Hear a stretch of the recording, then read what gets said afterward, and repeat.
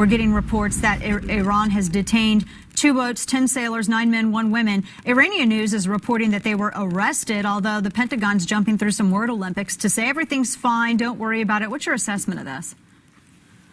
Well, first of all, I understand that John Kerry has indicated that, look, when he got word, he and Ash Carter called the Iranians to, help take care of our Navy guys because they had some mechanical problems. And when our Navy ships have problems, we don't call Iran. Right. We call the rest of the Navy. We can call the Air Force, the Army, the Marines, Coast Guard. We don't call Iran. But I guess, if you've got relatives that have weddings that involve the people that are in charge in Iran, well, maybe you feel that comfortable. But Dana, there are secrets on every military ship we have, military boat, military fast boat, whether it's inflatable or not, that has no business being in the hands of the Iranians.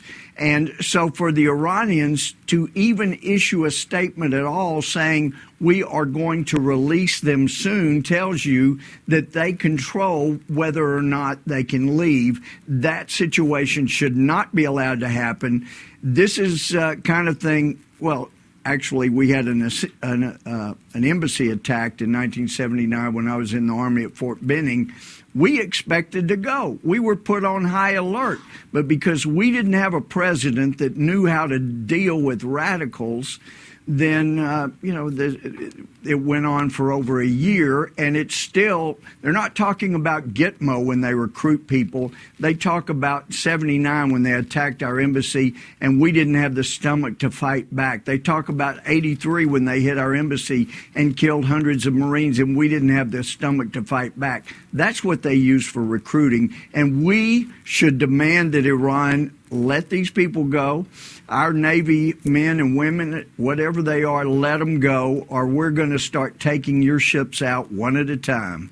And forget the $100 billion. And then you probably also saw this week the report that Iran has executed over 1,000 people in the past year. What does this president think he's going to do? I don't think he's going to announce it tonight, but maybe they're going to announce sometime soon that with all the extra $100 billion, the thousands that will be executed in the future will have a lot nicer ends, and they'll have a lot nicer executions.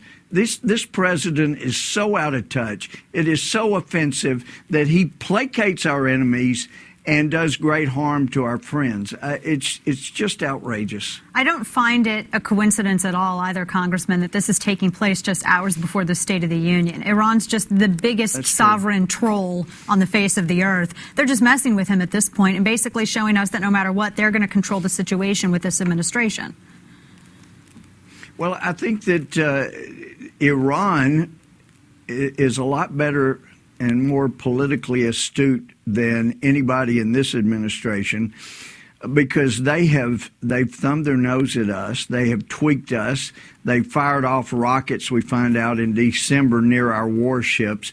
They have continued to develop missiles and rockets in defiance of the nuclear proliferation treaty and the Iran deal. And it is outrageous. They keep violating agreements and keep breaking their word, knowing, and this is the ultimate test, I think, with these 2 Navy boats, that, as I understand it, they're boats, they're not ships. But whatever the case, Iran continues to see how big of violations they can get away with and still get the money they're being promised.